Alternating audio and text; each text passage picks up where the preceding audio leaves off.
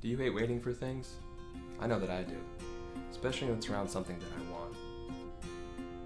As a society, we've become increasingly more aware that we live in a time of instant gratification.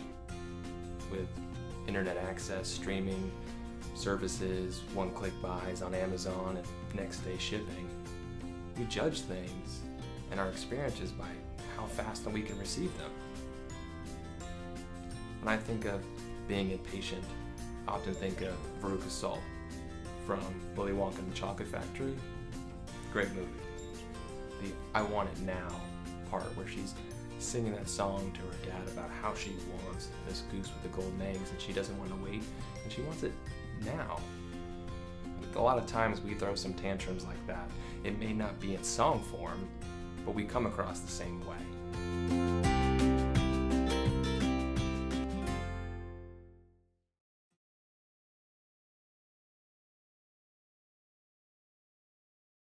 Ephesians 4:2 says, "Be always humble, gentle, and patient, being tolerant with one another." And I want to talk about this verse, and it pertains to how you deal with your family. When I read this, I got convicted by the word tolerant. And what I mean, or what rose up inside of me when I read that was, sometimes I'm actually more tolerant, more patient, more humble, more gentle with other people in my life, like coworkers or strangers, than I am with my own family. And how much more should I be tolerant with them than someone I don't know? Now, we've been called to love everyone as brothers and sisters, but these are people I do life with every day. And to think that I have the shortest fuse or the most impatience with them was super convicting. So I want to challenge you this week that as you walk through things with your family and you kind of feel that temperature rise in a conversation, or you're getting kind of annoyed with a situation with your child, or they're not listening, to be humble, to be gentle, and to be patient with them.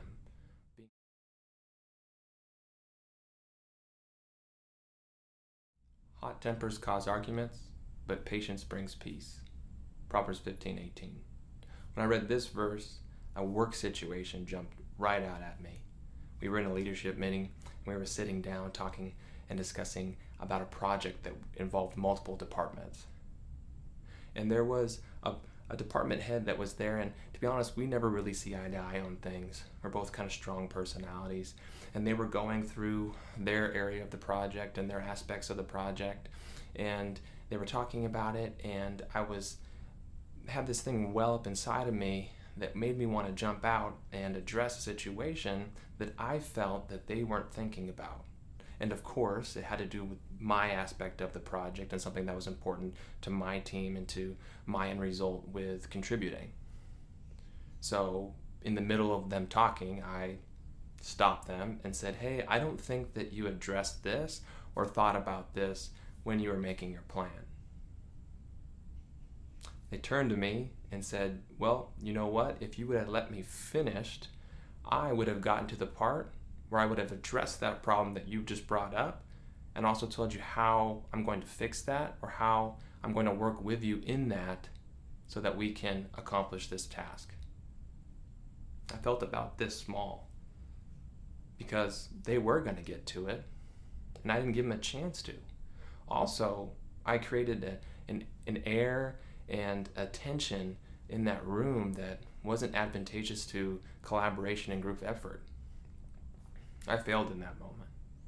But what I learned is I need to practice listening to someone full well, not with waiting for my turn to talk or sell them short by assuming that they don't know what I know, but give them a chance to fully develop their thought, talk about what they have planned, and then wait to add my piece. And even before then, maybe it's an additional follow-up question or a clarification, and they might address things further, and it's a non-issue.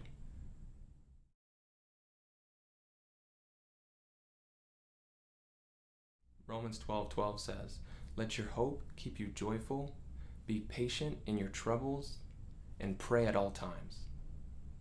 That's a great verse.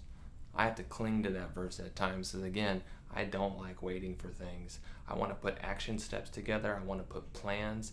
I'm a focused person. It's let's do something. Let's go be about something to get to where we want to be. And while planning and focusing and taking action is a great thing and is required, and sometimes you need to remember that things are working in a process and that they take time. And can you hold peace and joy in that time? First part of that verse says, let your hope keep you joyful. When we're waiting for things, sometimes, especially when they take long times, our hope can diminish and we can lose joy because we don't have that thing that we want or that we feel that we need. So the first thing you need to do in being patient is cling to that hope. Talk about that thing that you want. Dream about it with your spouse, with your kids, just on your own time, with a coworker or a friend. Cling to that hope. Let it bring you joy. Be patient. And one of the things I love about that verse too, it says pray at all times. Sometimes when we're waiting, we feel like we're not getting any traction, which is the worst feeling. It's really debilitating. It's super discouraging to work really hard towards something, to put all your effort in and to not feel traction. I'm sure you've felt that way with something before. I know that I have. It's crushing. But it says to pray at all times. Sometimes we discredit prayer.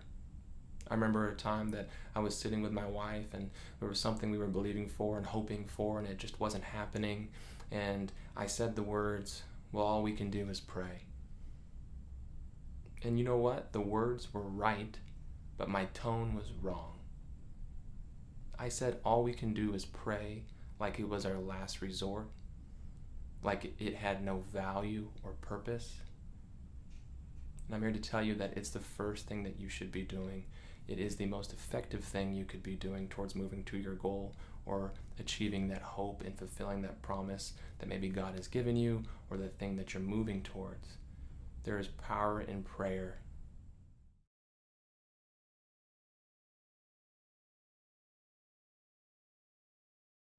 Three bonus items on how to improve your patience. 1, patience has to be practiced. Look for opportunities that you have, or maybe even the Lord is giving you, to be patient and move towards them and embrace them with a spirit of joy and hope. 2, identify triggers or things that might make you impatient. Here's an example. Maybe you find yourself being impatient with your spouse, and sometimes you begin to argue, or you're quick and you snap back. You're not honoring them. Well, is it late in the day after work and you haven't eaten any dinner yet? Blood sugar's low, you're tired, you're mentally exhausted? Might not be the best time to get into a conversation about a very serious subject. Be aware of those things that trigger you. For me, I know that it's always food. I can't have important conversations when I need to eat. It's not going to go well. 3, invite people to help you with this. Maybe it's your family members, right? Your spouse, your kids, or people at work, coworker, and just say, hey, you know what? I'm trying to become more patient. I know that I could be short at times. Can you help me just identify sometimes maybe where I'm not being patient with you? I promise I won't bite your head off or get mad. I really want to work on this. Also, if you're going to invite others, why don't you try inviting the Lord to partner with you in this? Pray a simple prayer of, Father, I want to increase my patience. You are such a beautiful example of patience, and you've been more than patient with me. I can be patient with others. I'm Christian Zamora, and that was Man in Process. If you enjoyed the video, give it a like. If you have questions or feedback, leave a comment. And for more videos, subscribe to my channel. Thank you.